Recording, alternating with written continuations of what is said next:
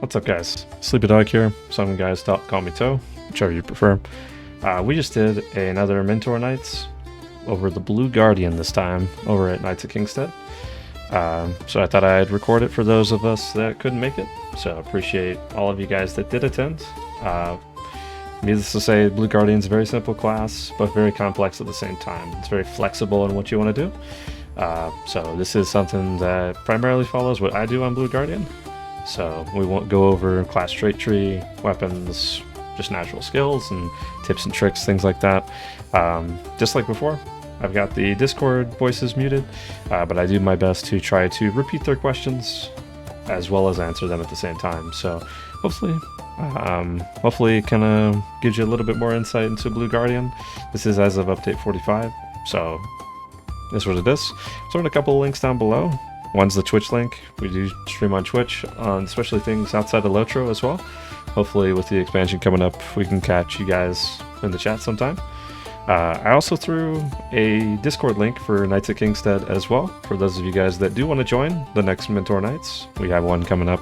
We typically do one about a month, once every month. It's just always random on what we kind of poll and vote on, right? So, but yeah, so appreciate all of you guys that were able to make it. This video is for you guys that weren't, so I hope you guys can get some useful insight of it. Hopefully I can see you guys tanking and glamdring here soon. Tanking for me instead of me tanking for everybody, right? So, but yeah, without further ado, this is the Blue Guardian as of update 45 from our Mentor Nights. So hope you guys enjoy. Take care. Okay, I think we're all cooking here. So what's up, guys? Welcome to the Blue Guard stuff. This is as of update 45 that we're rocking, so there's not too many changes that have happened in the last couple updates, but this is just kind of where we're at currently. We're gonna do something different, for a different, I guess, momentum shift than what we did with Yellow Bird, because the Blue Guardian has so many skills that come from the class tree itself. I wanted to start out by just going over class trait tree and weapons first. That way we can kind of all be on the same page when I'm looking at certain skills, and everyone's kind of following along with everyone's on the same page, right? So first off, we'll start with there's two different types of trait trees that we're going to want to have for Blue Guardian. The secondary one is not required, of course, but it's something that really helps. So the first trait tree that we end up going with the Blue Guard trait tree is one that prioritizes the improved shield spikes. It's a consumable that Guardians are going to have that's going to increase the critical chance of your shield attacks by default. So by default, anything from Ironfold upward shield spikes are going to give 8% crit chance. And your improved shield spike trait that we get in this particular line gives an additional 10% crit chance on top of that. So that's the basic secondary one for just a consumable trait tree. It's not something that's ever required. Huh? Yeah, I got you. Thank you. It's something that's not necessarily required, but it is something that helps optimize your shield attacks in all forms of it. So something to definitely consider picking up if you're kind of, considering taking Blue Guardian a little bit seriously. Definitely a nice thing to have is that second trait tree transitioned over to just a shield spikes trait tree. So, I'm sorry? The one down here, it takes 25 points to get down to it. It's improved shield spikes is the trait tree it's called. So down the middle, down here, it's going to be down in the middle right here.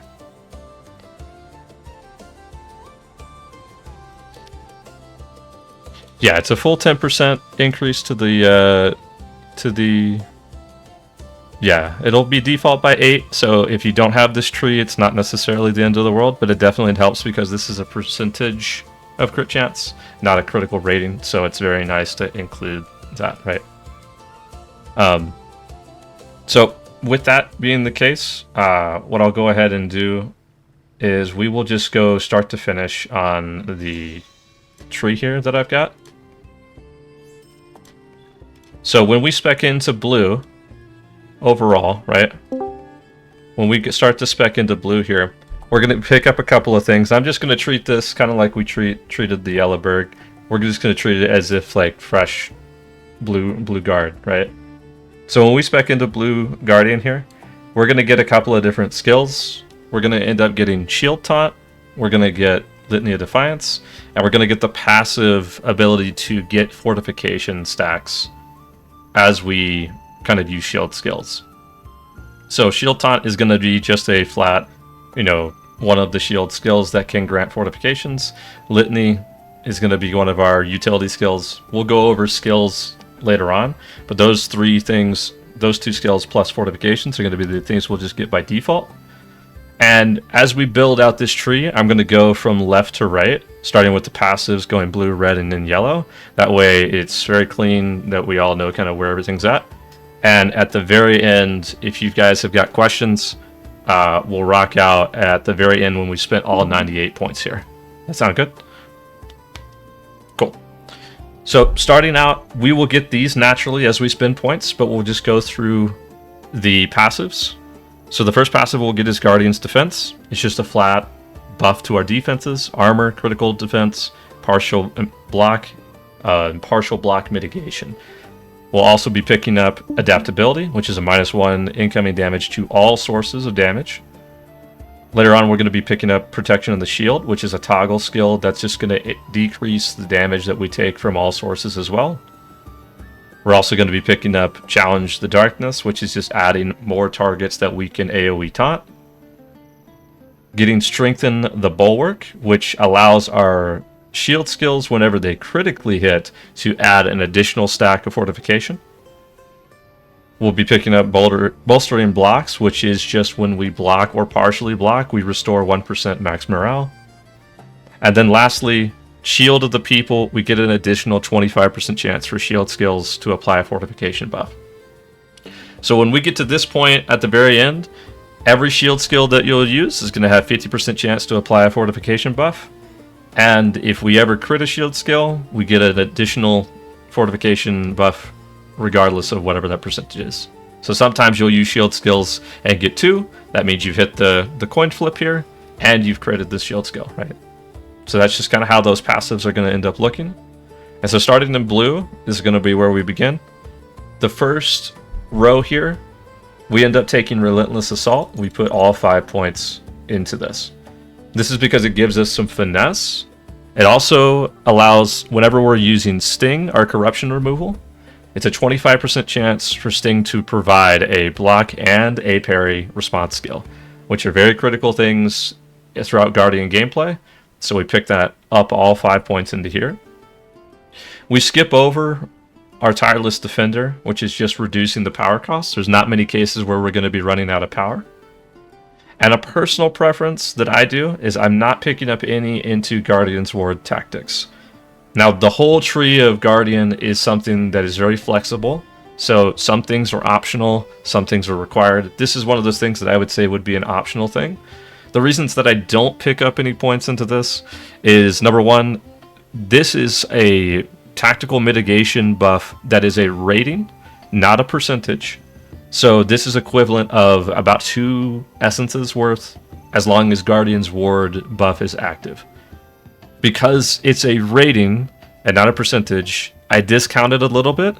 And also I find the value of those 5 points that we could put into this are better used in the rest of the tree where we can pick up some percentage buffs, such as like critical rating or other things, right? So I don't put anything into that, but it's something that you can put into if you're not finding ways to get to tactical mitigation cap. So on the second row, we're going to pick up Guardian's Pledge. It's one of our survival big hard cooldowns, right? And we also put all 5 points into Bellow, because Bellow is just reducing the cooldown of our AoE taunt.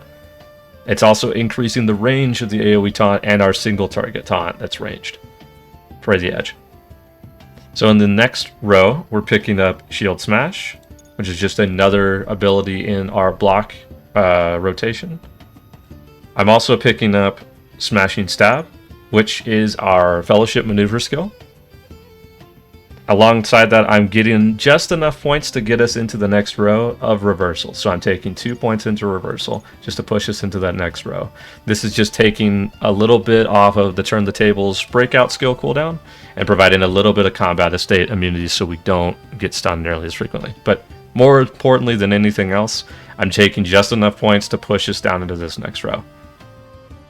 And in the next row, I'm picking up all 3 points of follow through, which is just adding shield smash targets so it can hit AoE targets. I'm also picking up all 5 points of Shield of the Light, which is just going to be perceived threat, targets of shield taunt, and reduced incoming damage while protection of the shield, our toggle skill, is active, which we now have in the left hand side over here. I don't end up picking up shield wall. Most times where you need shield wall, I kind of lean in the direction of if I need to be using shield wall on somebody, it's way too niche of a boss fight, or it's a situation where the fight has already gone sideways and it's better just to recollect ourselves and try again. So I skip out on picking up shield wall. It is 1 point. If you want to pick it up, you're more than welcome to. On the next row, we don't pick up improved shield spikes because we have that secondary tree. So we end up picking 5 points into High Spirited, which is 5% incoming healing modifier. It's a percentage stat, which makes that very valuable. And lastly on this row, I don't pick up Disorientation. It's a very weird wording of Disorientation. The reason I don't pick this up is because it only affects 2 skills, Shield Smash and Shield Blow. And when reading through it, you are reducing your target's critical defense rating by 5%, not their critical defense by 5%. And that sounds a little confusing, I'll explain. So the rating that the character has that we're up against is reduced by 5%, not the overall reduction of 5%, meaning that if they have a very high critical defense rating, it's very potent to run Disorientation, but many enemies will have like a lower crit defense rating. So this is not, it's just reducing that particular stat number by 5%. It's not as valuable as just a flat 5% that you may see some other characters kind of use. And for that reason, I also take the same logic as I do up here at the top with Guardian's War Tactics. I pull those 5 points so we can put them at other parts of the tree. I go over here on the next row and I pick up Warrior's Fortitude. It's just flat buffs across the board. You can take a look at that if you'd like. It's just percentage buffs. Nothing bad there to not pick up. And then I put all 6 points into Stoic. For the bubble that comes with Warrior's Heart, it also increases, or it decreases damage taken while you have the bubble active. Lastly, at the very bottom, we're picking up Juggernaut. It's a very important skill to have for survivability. And I also pick up Break Ranks as well. This is something that helps our damage for the whole raid. So going from blue over to red, I'm picking up 4 points into Thrill of Battle. Thrill of Battle is a situation where if you deal a damaging skill and it doesn't crit, this gives you, depending on how many points you put into it, a percentage crit chance increase. Depending on how, and this particular buff can stack up to 5 times. So I put 4 points into it, which means every skill that I hit with that doesn't crit, my next attack has a 4% chance to critically attack, to critically hit. So my crit chance goes up by 4%. If I don't crit that skill, it now goes up to 8%, to 12%, etc. All the way up to 20, right? That's why we take this particular thing, is because when we are getting fortification stacks from our shield skills, especially when they crit, it's nice to have a percentage crit chance with this particular passive, right? That's the only thing that we end up taking in red. It's just Thrill of Battle. You can put as many or as few points into this. I lean in the direction of more is better here. That way you can have more crit chance with the particular skills you're trying to go for. So then coming over into yellow, We pick up Force Opening. It's just a guaranteed parry response. If you're struggling to kind of get parries or something and you need to proc the parry response, it's nice for that to be in your control, just like Shield Blow is like a guaranteed block response, right? We want to have that ability on our side. I'm also picking up Bastion of Light, and then to the adjacent to it, I'm picking up all 3 points of Radiate.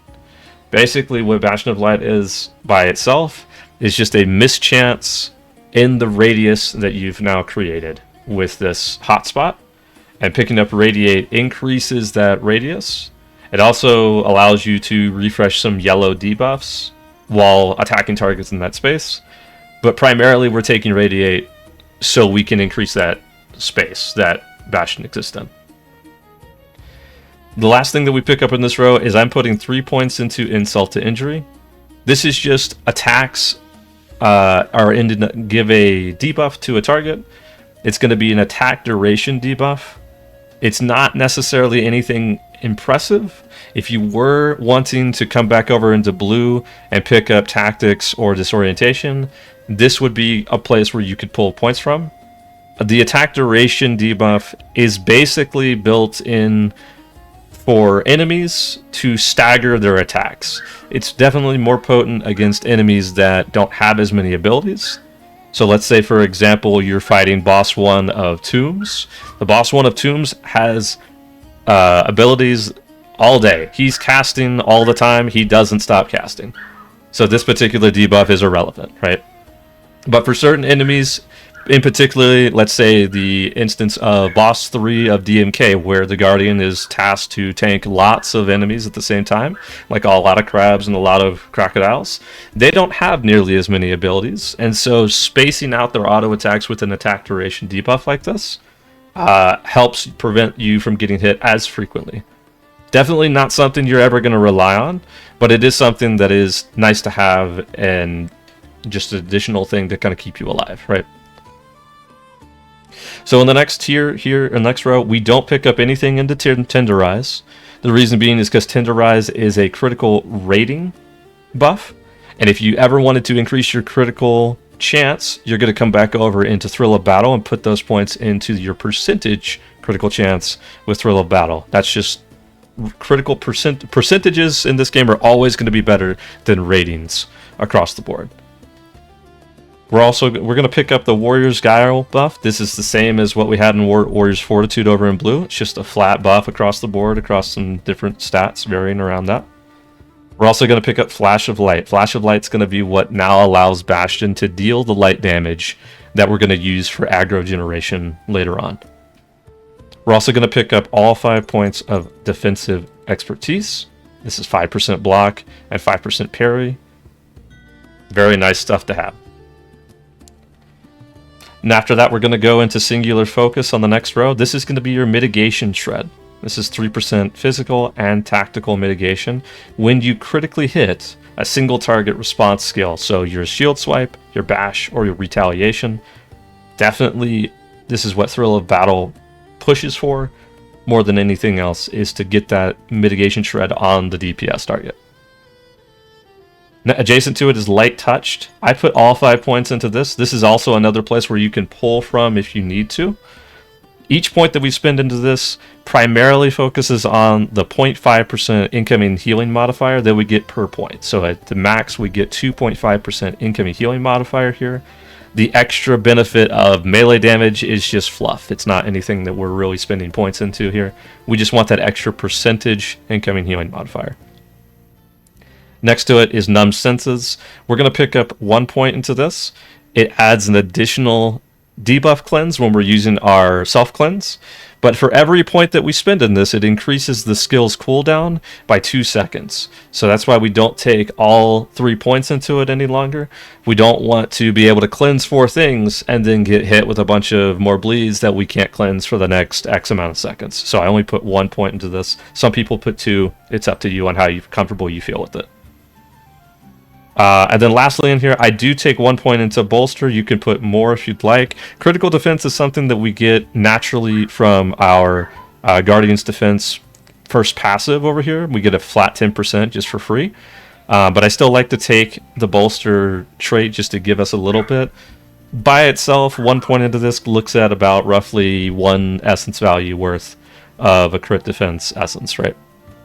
So it's something that we have a lot of anyway, but I like to have that extra fluff of crit defense because there are some enemies in the world that have a little bit higher critical magnitude, such as like the Crocodile in Wells, boss 2.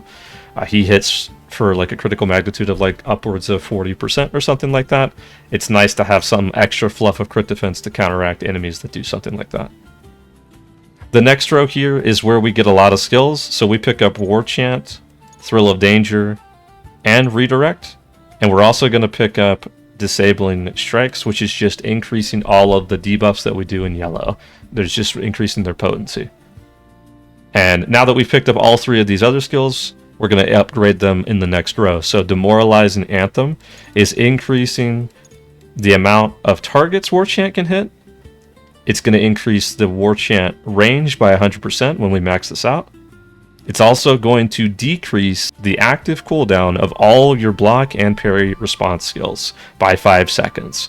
So things like your bash, your shield taunt, your catch your breath, your retaliation, your redirect that we just picked up, all of those skills are going to get reduced by 5 seconds when we use War Chant now because we have Demoralizing Anthem.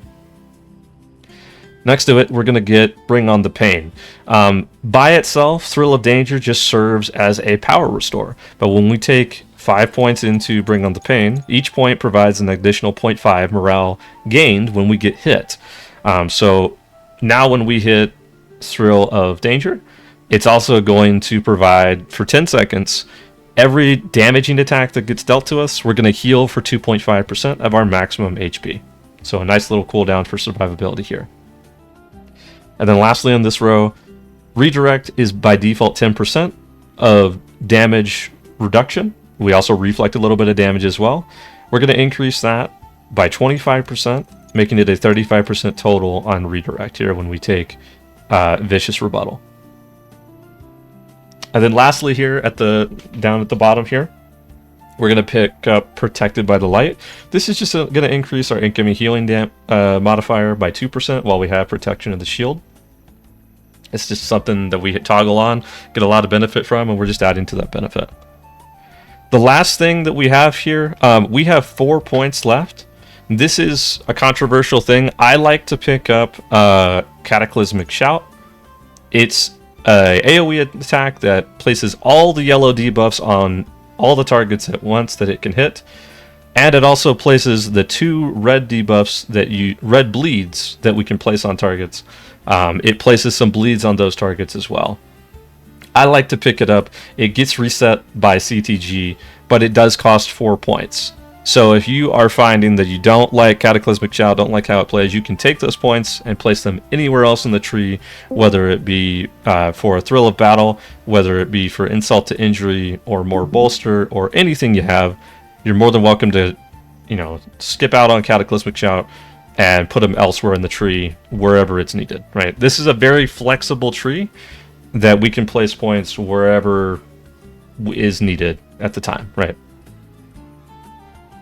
So I'm going to apply, and does anybody have any kind of questions regarding kind of where we're placing points or why I'm doing certain things? I'm happy to kind of follow up on anything here.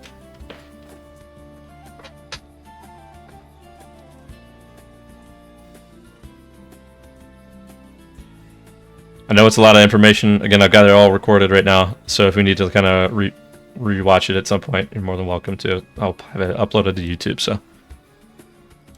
Okay. So following that, I'm also just going to go ahead and hit up weapons while we're doing this as well, just so we can kind of knock all the build stuff out of the way first. So we've got heraldries first. I like to run stalwart heraldries for the tactical mitigation buff that comes with those. I also follow that up with 2 grand willpowers and 2 grand armors for the words of craft. You want to have, at the very bare minimum, you want to have your mitigation, your tactical mitigation, and your physical mitigation set bonuses of 1.5% additional mitigation. You want to have those guaranteed. regardless of what you're doing. You can make an argument here if you're running Stalwart Herald, is to take out the Grand Willpowers and instead put in like perfect recoveries for incoming healing if you'd like. It is completely up to you. I personally like to have that additional 4 set of additional more mitigation to make up for the fact that I am not taking the points into Guardian's Ward tactics for that addition. I lose a little bit of rating there, so I make up for it with that 4 set bonus personally. As for the words of power, I'm picking up damage, incoming damage reduction, physical and tactical. I'm picking up max morale, as well as the incoming heal bonus as well. And lastly, I'm picking up the area of effect target count as the 5th word of power. The reason I'm picking up that is many times in raids we had the Guardian gathering up lots of enemies. If you don't have that area of effect target count, you sometimes can lose the amount of enemies that you can pick up with like War Chant, things like that, right? And so going into the words of mastery here, we have some core ones that you kind of want to take. The others that we kind of go about are completely optional and up to you based on your playstyle or how you want to kind of go about it or whatever fits your build. The core ones that you really want to take, we have about 8 of them here. It's going to start with Force Taunt Duration, Guardian's Ward Parry and Block Chance, the Stoic Bubble Strength, Catch Your Breath Cooldown. You're going to want Warrior's Heart Heal, Stamp cooldown, and Guardian's Pledge cooldown. Those are the 8 ones that are almost a necessity. If you're not taking those, you can't quite perform the role of Blue Guardian to the best of its abilities just based on those traceries alone. Everything else here, though, is kind of up for debate. I like taking Turn the Tables cooldown because not only is that your breakout skill that you want to have up frequently, but it also is Vitality. You also can take the increased block parry and evade from protection of the shield. This is just an additional 1%, 1.1% if you have gold, of all of those avoidances while this skill is toggled. You're just increasing that toggle skill even further. I pick up adaptability, block, and parry application chance. Basically, whenever you're blocking or parrying, you have a temporary buff to increase your block and parry chance by about 1 to 3%, as long as that buff stays on you until you use for 20 seconds or until you use a response skill, such as shield swipe or retaliation, right? The other things that I'm picking up here, I'm also picking up War Chant for War Chant duration because it has additional vitality. You can argue that you could put in like Warrior's Heart duration for extra maximum morale duration. You could put in charge duration for the extra vitality there if you wanted as well. It's a number of things you can kind of put in here. There's not a cheat code for weapons here other than those solid 8, right? So when you have those solid 8 in place, everything else, you know, there's obviously some that will probably lean, like I am against shield damage, but it does give tactical mitigation. So things like that, like there's a lot of that you can kind of play with as far as weapons are concerned. Does anybody have any questions on weapons before we jump into skills? Okay, awesome and good to go. So we're going to, let me see here. We're going to treat this as if last time we treated it as the role of the Yellow Burglar and what you do throughout combat. This time I want to treat it as 3-step process here of aggro generation, sustainability, and what you can do utility-wise to increase your offensive and defensive capabilities for the group, right? So we'll start out for 2 different scenarios. We'll build off of 2 different scenarios for aggro generation, right? The first scenario we're going to go for is single target aggro generation, which is going to end up looking like this. You're going to end up opening with Fray the Edge for engage, and then another Fray the Edge. For single target boss fights, this is how you're going to maintain aggro all the way through that boss fight, is layering 3 different taunts on top of one another. And what that looks like is, simply put, you're using Fray the Edge, you're looking for this icon here, forced attack. That means it's going to be on you regardless of how much damage or healing's going on. You're going to layer it with engage, so it gets refreshed again. And it takes all the threat that's been built up for those first 10 seconds, puts it to you. And then you're going to Fray the Edge again, and that refreshes that ability again for the next 10 seconds. So for 30 seconds, single target boss fights, you have no exception on who the target should be on. It should always be on you, because you know for the first 30 seconds, I'm able to layer 3 taunts, Fray, engage, Fray. For 30 seconds, it's going to be on me, and each time I retaunt like this, it's going to copy all the threat that we built up and push it to the Guardian, just like that. This is also kind of when everyone's got their big spells of any kind or skills of any kind. Like any DPS class can tell you they have a big burn that's going to show up at the very start because they have all of their cooldowns up, right? So they're going to pump a bunch of damage, and each time that you're pumping a bunch of damage into them, you're going to be copying the threat 1, 2, 3. After the third taunt, you should have a solid state of aggro here for you. So that's going to be for single target environments. AoE environments are going to be a little bit different. So AoE environments, we use a couple of different skills. If it's a situation where there's a little bit of dialogue going on and you have the chance to pop Bastion of Light, we can run Bastion of Light ahead of time. If you're running into a group of enemies, you can still do that, but it's more potent to pop War Chant first, then Bastion of Light. Bastion of Light you want to have down where you want to stay, though, is the big thing. So War Chant is going to be a great big AoE. It's 20 meter radius around you. Bastion of Light is like, you can see this space around you. It's 12 meters around you. It's a very large space. You don't need to target anything for any of these. The other thing, once you've kind of got a handle on where you want to be, Vexing Blow is a cone melee attack in front of you.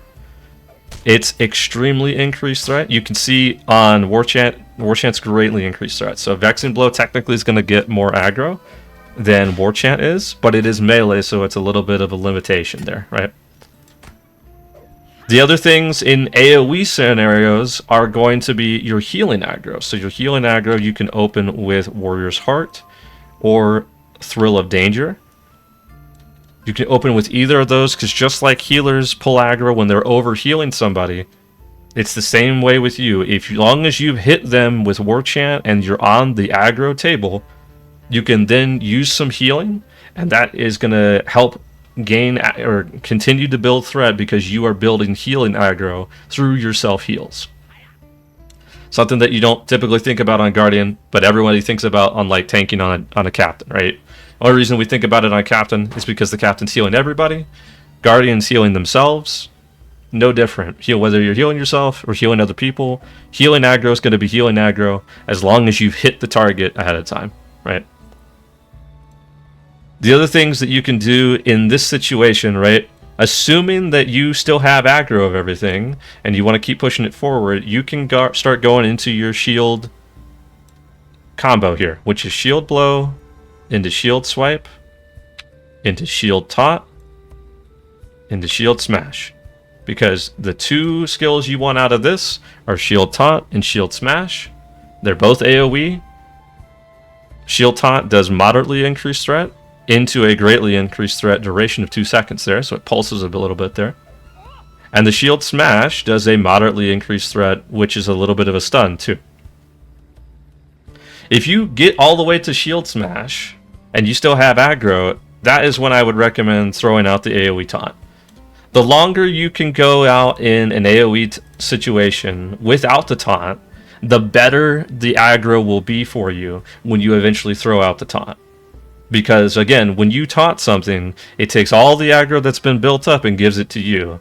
But if you instead decide to take this challenge and put it way at the start, you've taunted no aggro whatsoever, and then everyone's building up that aggro And so after 10 seconds, it'll all go everywhere, right?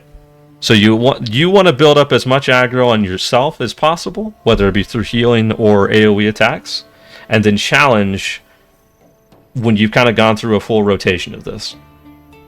That way you know that you've been building good aggro, and that your DPS have been doing DPS aggro, and your heals have been doing healing aggro. As long as everything's on you still, you can hold that AoE challenge until you've gotten a couple of skills in here. The biggest thing that I would say to be hesitant about is don't lose your cool about any of this when in the AoE scenario, because if you see like one target go off and start hitting somebody differently, remember that you do have your single target taunts to pull them back into the group, right? So you've got your Fray the Edge, you've got your Engage. And the reason I say don't freak out about it is because, unlike in this scenario where we're looking at all these skills on this screen right now, we don't necessarily need a target except for Shield Blow and Shield Swipe, right? So if I'm running into a group of enemies and my target is out of melee range, I don't care, because I can pop Bastion, I can pop War Chant, I can pop Vexing Blow and hit everybody in front of me, I can pop Warrior's Heart, and then I need a target to hit Shield Blow and Shield Swipe. But even after I hit Shield Blow and Shield Swipe, even if I'm running away doing this, I can hit Shield Taunt with no target, and I can hit Shield Smash with no target. I don't need if the skill is an AoE skill, I don't need a target. So there's no need to freak out that something's not in melee with you. You know, you can kind of freely cast a lot of these AoE generation abilities to maintain that aggro before you get to that challenge. The skills that don't necessarily generate any threat whatsoever, you're going to be looking at Sweeping Cut, doesn't really generate a whole lot. Stagger doesn't generate a whole lot, if any, right? This is just damaging skills. And Sting doesn't either. And your Guardian's Ward, it's important to have Guardian's Ward up, but it doesn't have any threat generation attached to it, right? As well as your retaliation skills, like Whirling Retaliation and just Retaliation, right? These particular skills don't generate any type of additional threat, so I would stray away from using these outside of Guardian's Ward. You know, you want to kind of open with Guardian's Ward if possible, just so that buff's on you. Once you kind of have a good understanding of the threat and where it's at. But all these I would avoid using until you've got a solid challenge in, right? It's going to be up to you on kind of the vibe of where everything's at, but there's no purpose to use an animation when using these skills if you're uncertain about where the aggro's at, if that makes sense. Does anybody have any questions on threat generation here, on kind of what to do, either single target or AoE?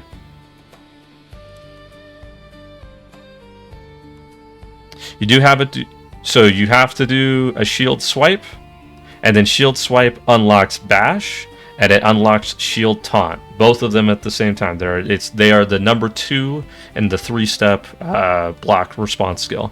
So for AoE scenarios, you can use Shield Taunt, and it will unlock Shield Smash.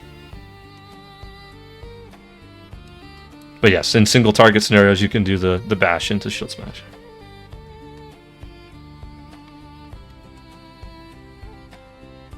No, Shield Smash requires either Bash or Shield Taunt. Either or.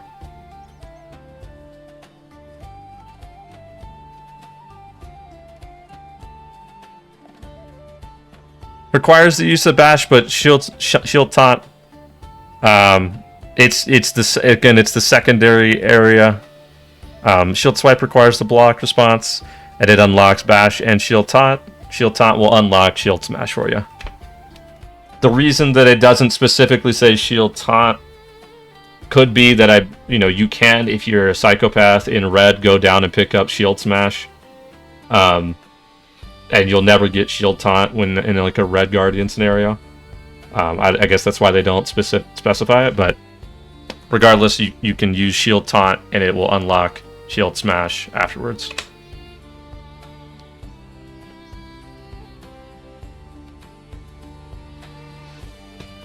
It it does, but if you don't have 5 fortifications, it won't wipe any fortifications. Shield taunt only wipes. Yeah, so if you have 5 fortification stacks, that's where break ranks gets in, which we'll kind of cover in a bit. But if you have 5 fortification stacks and you use shield taunt, it will wipe all the fortification stacks and cash out to provide the break ranks buff. But if you don't, if you have 4 or below, it's just going to be a threat generation skill. So early, when you're trying to build early AoE gen, when you don't have 5 fortification stacks, it can be used for AoE threat generation.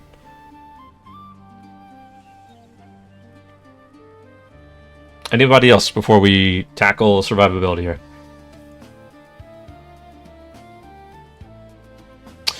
Virtues, you're right, I didn't quite go over those. Virtues I tend to go over, you know, mine are kind of garbage because I'm bad at the game.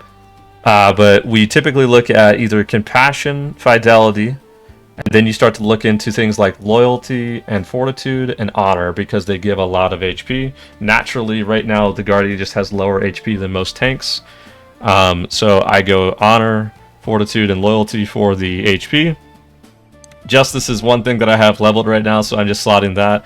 But it's probably better to slot either compassion and fidelity. Or if you want something else, you could take a look at tolerance for additional, like, tactical mitigation. But I would lean away from innocence and tolerance because they have that resistance rating in the middle there. It's not beneficial to take the resistance rating stat. So something else would be more beneficial there. We do need a lot of finesse, so wit could be a potential option, but you know, that fifth slot is up to you. I would just, you know, we have a lot of physical mitigation already because we're heavy, so that's why I haven't spent a whole lot of time focusing compassion quite yet on this guy. But that is, the big ones are going to be honor, fidelity, loyalty, and fortitude. The 5th slot can be up to you on kind of where you want to slot in, wherever you're at in your gear. Okay.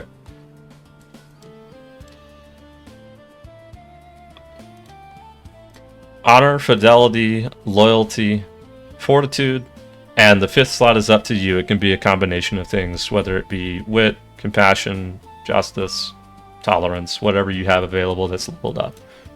Those are kind of a hybrid of things to kind of go for.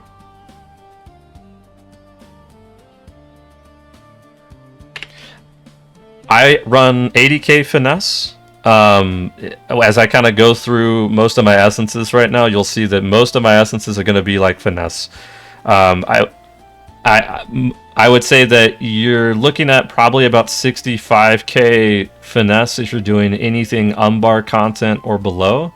As soon as you get into Ikorbani Valley and you start taking swings at like tier 2 of the raid, or tier 2 of any, or tier 2 or tier 3 of anything of Ikorbani Valley, you start to notice some resists that kind of come into play until you get to about 80k-ish. So especially in scenarios where you want that war chant to hit every single target, you don't want a resist to happen because it's your job to gather up everything, especially in like raid environments. You have to have that finesse to make sure that you're locking in. So I would say about 65k finesse for anything Umbar below, 80k finesse for Ikorbani Valley below. That's what I end up running for finesse.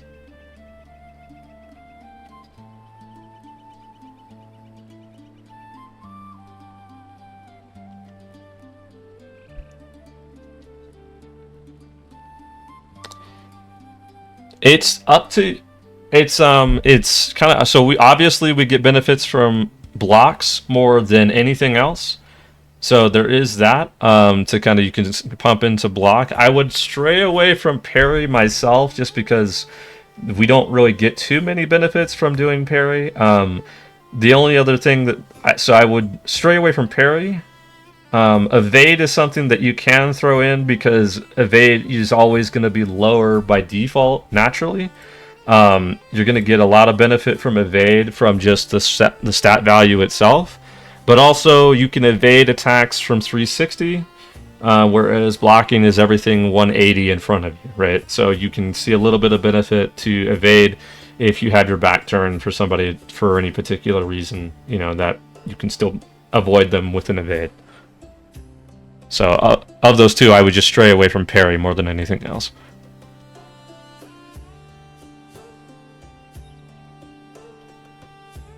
Okay, going into some survivability here, we're going to kind of go over what particular abilities that we have to stay alive.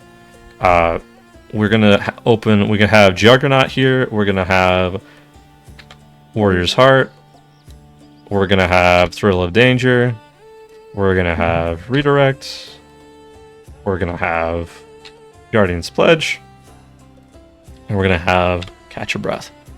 These are going to be the big ones that we kind of focus on here. Most tanking in Guardian gameplay is going to be looking at a combination of what I like to call hard cooldowns and a soft cooldown, right? So to kind of to put these into different categories, everything on the left-hand side over here is going to be a hard cooldown. Juggernaut, Warrior's Heart, Guardian's Pledge. And then you have your soft cooldowns like Catch Your Breath, Redirect, and Thrill of Danger. Thrill of Danger is kind of more in the middle than anything else. But this is going to be how it kind of looks. When you're tanking, you're going to probably open with a hard cooldown of some sort and follow it with a soft cooldown. So if you asked me to tank a particular fight that's going to do a lot of damage to me, we're going to be looking at something that goes a little bit like this, essentially, where we're going to have, let's just put it in perspective of, actually, let's put it in perspective of Boss 1 DMK. Boss 1 DMK, I'm opening with Warrior's Heart for the heal threat.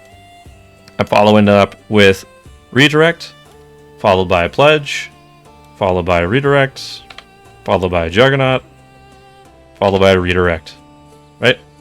That's going to be what we're looking at. We're popping a hard cooldown, going to Redirect. Hard cooldown, going to Redirect. Hard cooldown, going to Redirect. The thing that really helps sustain this is, again, remember that War Chant supplies us with a 5-second reduction on the active skill cooldown of our block and parry response skills.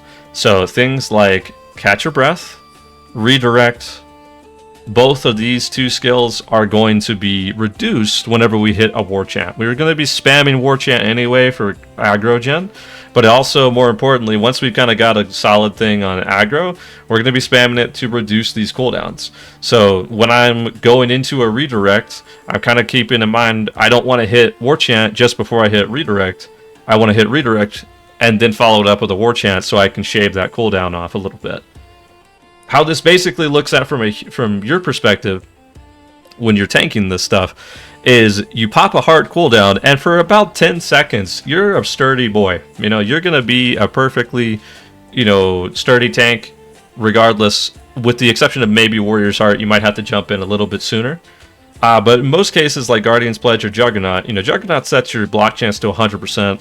Pledge sets all of your avoidances an additional 25% on top of what you have. So you're kind of a tanky person with the first 15 seconds of this cooldown. You follow it up with that Redirect. That's only about 35% damage reduction, right? So you take this Catch Your Breath and you plug it in wherever you need to. You pop Redirect and you follow it up with Thrill if you need to kind of sustain a little bit. It's basically a scenario where you're taking less damage and you're just trying to buy yourself some time before you use the next hard cooldown. This is also a great moment for healers. It's much easier for healers to react to a tank that's slowly going down than a tank that has no cooldown whatsoever because they forgot to, pop Redirect right after Warrior's Heart. When the Warrior's Heart ends up falling off, or when Guardian's Pledge ends up falling off and I don't have Redirect going, I'm going to drop very quickly because I don't have anything going. It's much easier for a healer to react to you slowly moving down so they can use their heal cooldowns on you if needed, right? But when you're using Redirect, you kind of have Catch Your Breath on standby to, keep yourself healed, or Thrill of Danger to keep yourself healed. The reason we do this format is because if you go with everything at the start, right? If I pop Warrior's Heart, followed by a Juggernaut, followed by a Pledge, I might be pretty solid for the first minute of the fight. But then when everything's on cooldown and all I have is redirect and I have nothing to follow it up with, we're going to be kind of in trouble shortly after, right? That's why we space this stuff out with a redirect every time to kind of space out the hard cooldowns and give ourselves a little bit of breathing room, and give the healer a little bit of an opportunity to throw in some cooldowns if they need to as well, to kind of keep us alive at a comfortable pace rather than a tank that just goes from 75% to 30% to dead within like a couple seconds, right?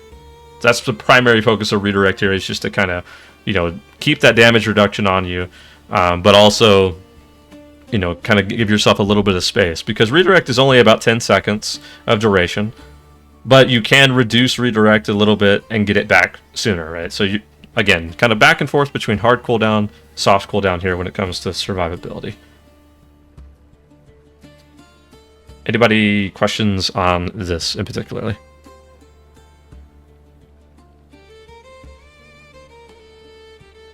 Okay, so we've got, last thing that I want to cover is your utility as the Guardian, right? So you've got a couple of different things that we can kind of bring to the raid itself.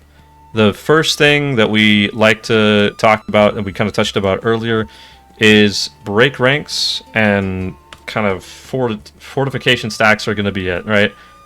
Fortification stacks are your primary thing that you kind of build, right? So through every shield skill, you have a chance to build fortification stacks, whether it be you critting the shield skill or that just happen naturally. Something like that is going to result in a fortification stack when you kind of have something like this happen. So as you do shield skills over time, you'll see the number at the top is going to keep going up. It's going to cap at 5 fortification stacks. When it gets to 5 fortification stacks, you're going to get 10% mitigation buff on you, and the whole raid is going to get 2% of that fortification. So a whole raid is going to get your 2% mits kind of helped out there. Now, the big thing that we look for burns, like an Oath's burn or something like that, you can go hit Shield Taunt, and it's going to cash out all of your fortification stacks and use Break Ranks, which is a 30% damage boost to the whole raid for 15 seconds. And as you can see, as I'm doing this, I'm also doing more shield skills the whole time, and I'm getting more fortification stacks to kind of help boost that back up and get back to where I was, which is 5 fortification stacks. Because the additional 10% mits, very nice to have, and you can kind of just sit here once you have it, right? So that's a big damage boost for the whole group.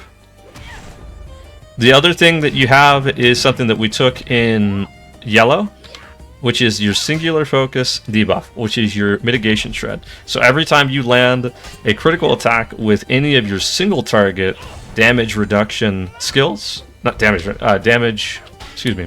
single target attack for your damage response skills. So we're looking at retaliation is single target, bash is single target, and shield swipe is single target. When you land a critical of any of these skills, you're going to see the singular focus debuff right there. I critted bash, and so this 3% mits and tactical mits are shredded for 30 seconds. So you have plenty of time to refresh it, and it's something that is going to greatly impact, of course, the damage of your raid, because everyone's hitting that one target, right? You can typically only keep this up on one target just because of the amount of crits you have, but as long as you're kind of focused in on attacking that one target, you're typically going to keep this mitigation debuff on them most of the time. The last thing as well, before we get into kind of niche things to kind of go over, well, two things. So we have, if you take Cataclysmic Shout, you'll see when I used it on this guy, all of the bleeds kind of pop up. We have all of the debuffs as well. It puts a ton of things up there, along with the War Chant as well. So when you pop Cataclysmic Shout, you've got the staggered debuff, you've got the 2 bleeds down here. You've got the mischance. All of this happens when staggered kind of occurs, but they all happen individually too. So when I put down Bastion, he has the mischance. When I pop War Chant, he has the damage that also gets placed on here. When I just do attacks naturally, over time he'll get the Litany of Defiance debuff of attack duration placed on him, right? Things like that. So you have a couple of different debuffs that you're placing on the target. None of these are game changing, but they are nice to have, right? So just kind of making sure to keep up with them. You can keep, especially if you take the War Chant Tracery, you can see in the tooltip itself, it's a 10-second cooldown with a 15-second duration when you have the Tracery with it, right? So you, technically speaking, can get away if you're spamming War Chant over and over again. I take the Tracery to maintain this debuff, give you a little bit of window outside of just having to hit it off cooldown, right? The last thing that we have here really is Litany of Defiance. Litany of Defiance is an ability you want to use very cautiously. It increases threat, but it's something that, number one, it does a multitude of things here. So number one, it automatically applies the attack duration debuff for 15 seconds on the target. It also takes your current fortification stacks, so we're at 5, and it doubles it for you. But it also places shields around everybody in your fellowship, redirecting some of the damage to you, right? So when I hit Litany of Defiance, you can see this is now 20% mitigations for 15 seconds, but unlike Break Ranks, I can't build any more fortification stacks during that 15-second period. And if I was with someone in the group, it would also apply that shield of, depending on what fortification stack you're at, it takes 10% of each tier. So we're at 5. It would take 50% damage from the whole raid, transfers it over to me.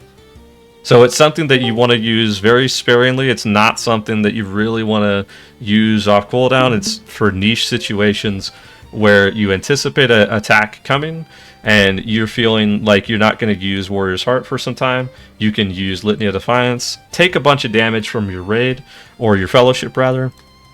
You're going to pop Warrior's Heart, you can kind of eat up a bunch of damage, and all of it ends up going to the tank and makes it easier to survive that way. This is what I end up using for most scenarios where you would think to use Shield Wall. I end up just using Litany of Defiance because it's a little nice buff for me, and I only take about half damage from the person that I'm trying to shield. I also take half damage for everyone else that's in the party, but typically if I'm going to use it in the sense of I'm using this for Shield Wall, is the mentality that I use Litany of Defiance for. Some of the more niche things to keep in mind, we do take Smashing Stab. Smashing Stab is our fellowship maneuver if we prep both a block response with Shield Swipe and a parry response with Retaliation or Whirling Retaliation. Using Smashing Stab causes the fellowship maneuver. This is also reduced by War Chant, so you can get fellowship maneuvers back pretty quickly as long as you've got War Chant cooking. Need to make sure you're not neglecting Guardian's Ward. Guardian's Ward is a longer duration of 21 seconds. It's a 3-second cooldown. You can kind of keep it up at most of the time. And it also gets applied when you pop your AoE challenge. So now see it refreshes when I popped my AoE challenge. So if you ever wanted to time it based off of AoE challenge, you know, this is AoE challenge is a 30-second cooldown. It's about halfway through, you could pop it again to make sure it stays on. Most of the time, Guardian's Ward's going to be an easy thing to keep up. There's not going to be many scenarios where that's going to be a problem to stay on up for any reason. So, and then lastly for utility, you know, you've got your stamp cooldown of 9 seconds if you take the Tracery. That's your interrupt, but you also have an interrupt through Bash and an interrupt through Shield Smash as well. Shield Smash interrupts all the targets it hits. It's not just a stun. It's also an interrupt as well. So That's kind of the full skill breakdown of everything Blue Guardian. Does anybody have any specific questions on skills, trait tree, across the board, anything? What do we? Anybody have anything to go off of that? Yes, to get a fellowship maneuver, it's shield swipe and retaliation. Those are the two skills you only have to hit. If you don't have a response skill, you can get, you can use shield blow into shield swipe and forced opening into retaliation. But if you already have those response skills, the only two things that are necessary when looking at this is just shield swipe, retaliation, fellowship maneuver. And strangely enough, I didn't even notice that it's a single target attack skill. So it actually, when it critted there, applied singular focus. So, fun fact there. I didn't know until just now.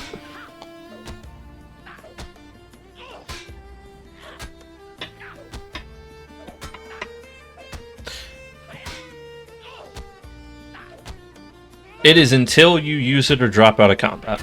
So as long as you have prepped it, you are good to go. I would personally, after failing many attempts and failing many fellowship maneuvers in Boss 3 of DMK, I would recommend prepping it within the next the past 30 seconds, just to so you mentally know that you've prepped it. But there is no particular duration that it's prepped for.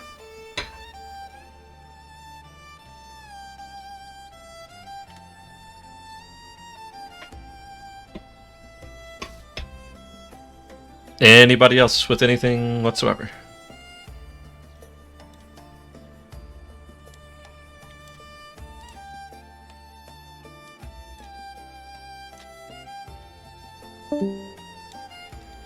Resistance doesn't help you avoid tactical attacks. Resistance rating specifically helps you avoid things that can be resisted, right? So if you are getting hit, let's say with a wound that you can use ignore the pain on, that you can cleanse, it can be then resisted, right?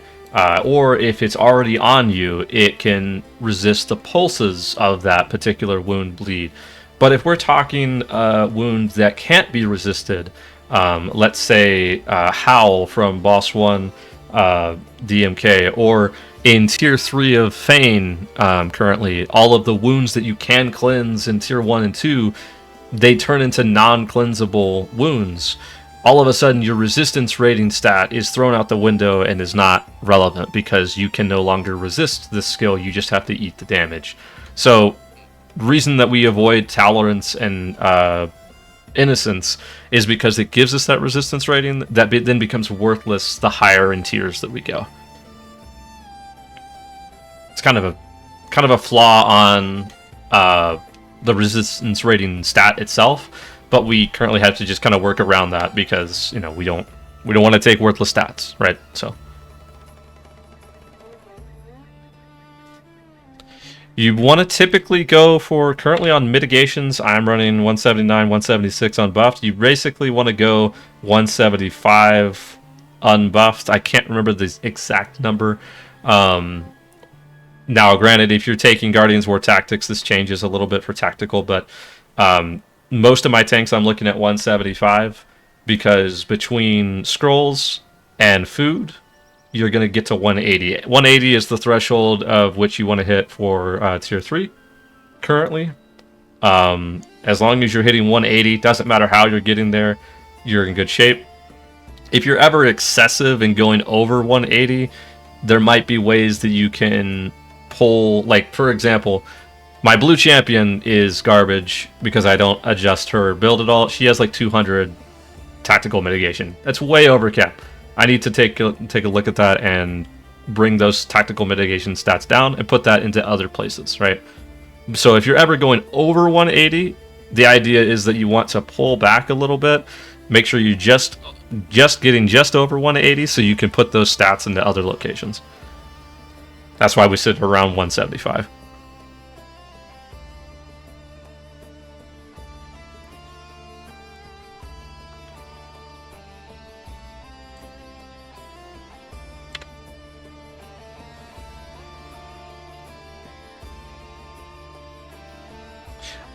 I don't put a whole lot of into crit rating at all. Remember, because of two different things, right? So my crit rating right now is at 31,000, brings me to 4.9%, exceptionally low, right?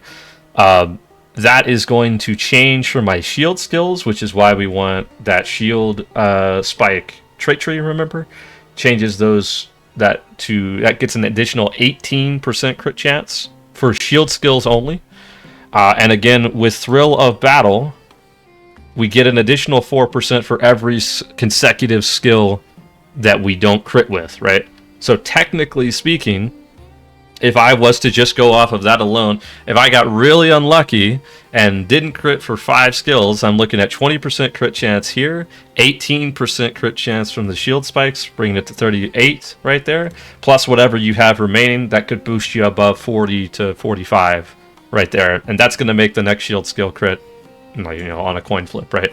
So I don't worry about committing anything into critical rating. Again, if you wanted to put any value into critical rating, I would say the only value I'd put into there is taking wit as that 5th essence or 5th virtue slot to get that finesse and crit rating combo. That would be the only thing I would put into that. Otherwise, I wouldn't worry about crit rating at all. Physical mastery, I'm not worried about at all. Physical mastery is not really relevant for tanking ever. It doesn't matter how hard you're hitting if you're only hitting for like 5,000. So, remember, most of the time when we're gathering aggro, we're using skills that aren't hitting hard but are generating threat. And most of the time when we're locking the aggro in is off of a taunt from somebody else's damage. I'm letting my damage characters pump a lot of damage into this guy before I taunt him and steal their aggro. I'm letting them do all the work while also hitting my threat generation skills. Because remember, when you force taunt, you're copying everybody's aggro onto you. So when you force taunt, it typically locks it in. But for single target fights where we're just pumping a guy like that, we want to have a layered taunt of, again, Fray, engage, Fray.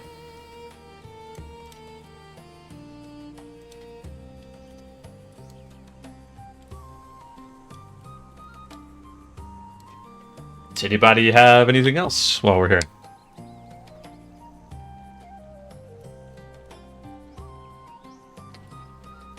Incoming healing rating is something that it's not a, again, when you get to mitigation cap, I don't think it's necessarily a bad decision. But I think that you're probably better off doing Black Prairie Evade than critical rating, or excuse me, incoming healing rating, because incoming healing rating as an essence is not as valuable as some of the Black Prairie Evade ones. We really want to focus on kind of getting the, like, for example, like if you were over here taking Guardians War Tactics for the tactical mitigation, I would, this is a perfect example of, I pulled this Guardians War Tactics, and rather than slotting incoming healing essences, I've instead slotted tactical mitigation essences here and pulled these points and put them into light touched to get percentage value incoming healing modifier from light touched here. So where it's not necessarily a wrong decision, you want to prioritize where you can get percentage values, and this is a location where you can get percentage values, whereas there's other locations where I would say I wouldn't do incoming healing essences if you're not already taking, like, let's say perfect recovery. Like, you could pull perfect, another location again, like I could pull from like I've got grand willpower on my belt, right? I could pull the grand willpowers out and slide a perfect recovery to get that percentage incoming healing set bonus along with that rating, and then I would just slot more tactical mitigations instead, because it's better to slot like mitigations and Black Prairie Evades rather than incoming healing.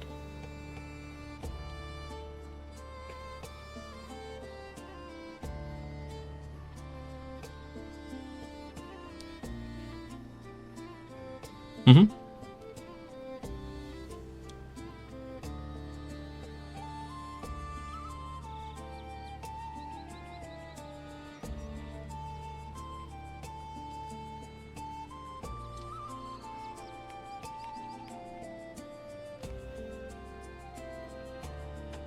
You can go either or. That's one of those. There's a situation like myself. I use the incoming healing modifier because I don't have many incoming healing things that are pumping incoming healing anywhere else.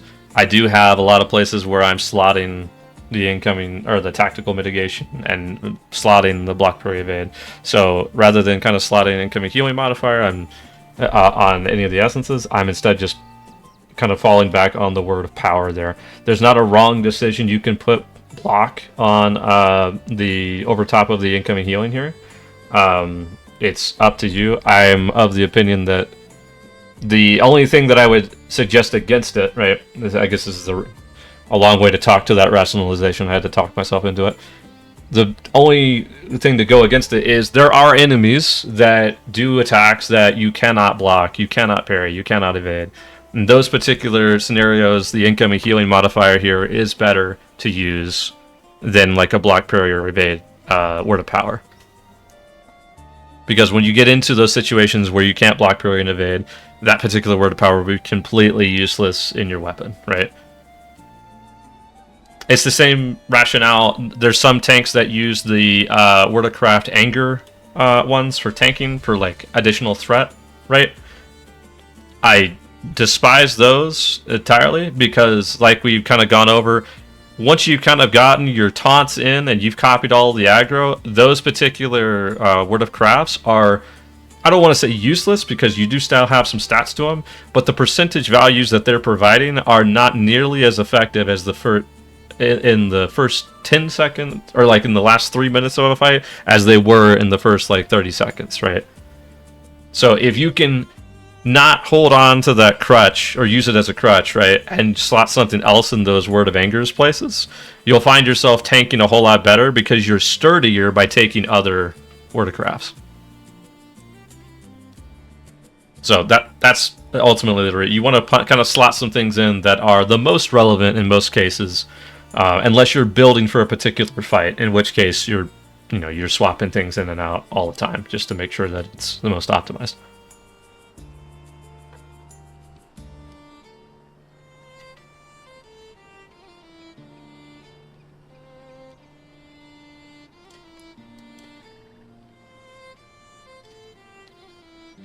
Exactly. It's a consumable spec. Correct, yeah. So shield spikes alone, again, there's 8% if it's from Ironfold and up, so you want to use Ironfold and up shield spikes. The shield spike trait tree, it's not required, but it's helpful because it's an additional 10% critical chance on the shield attacks.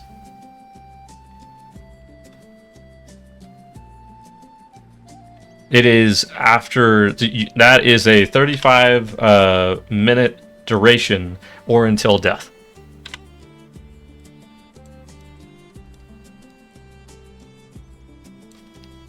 I think you're right. Let me take a look. Yeah, it does give extra duration here. Yeah, 55 minutes. So 55 minutes or until death. So typically you're using this until death, if I'm going to be quite honest. But most of the time, I mean, on a perfect raid, you're popping one set of shield spikes and you're done, right? But you can see that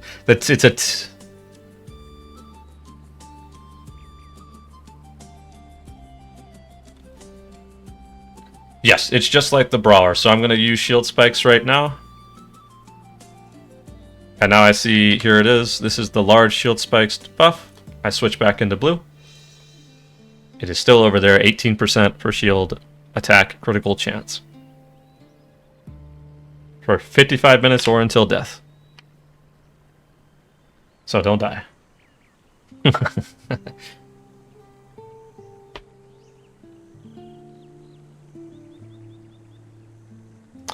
I typically go might over will. The reason being, will is a stat that sometimes tanks will pick up early game. And what I mean by early game is, let's say we hit 160 here in the next 3 months, right? There are times, based on the gear provided, that you as a tank might not be able to get to the 180 mitigation cap. In order to get there, sometimes some tanks will take up a will cloak or will gear, will jewelry, right? to kind of get that tactical mitigation stat up a little bit more. That's okay early game, but the later you get into the level cap, the higher your stats will naturally be. And thus, you don't need the extra will. You're looking to kind of gain on some of your other stats. So the reason I go might over will is because might, if you hover over it, you're getting a little bit of crit rating, you're getting both mitts, but more importantly, you're getting block and parry. If you do that over on will, you're gaining finesse, you're gaining resistance rating, which we've gone over. It's not really the greatest thing in the world to have. But you're gaining more mitts than you would if you were to go over and pick up some might. So if you are hurting for getting mitigations, will is not a terrible stat to pick up. However, it just means that your block, parry, and evade are going to naturally be lower, and it just means that you're going to naturally be a little bit less sturdy when it comes to enemies that you can avoid with your block, parry, evade. So if you were to ask me that question in today, might is the answer all the way, unless you're trying to pump mitts for some reason. I'm going to tell you to go might because that's you just get more block, parry, evade, and that's just the answer there to me, from my point of view.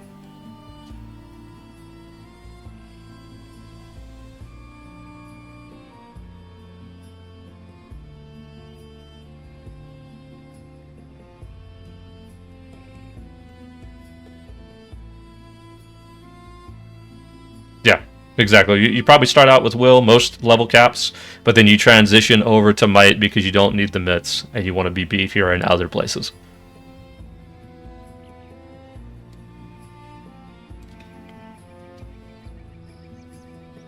Anybody else?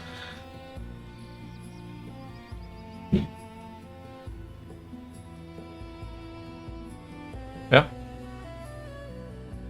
Alright, cool. I'm going to go ahead and stop recording here then.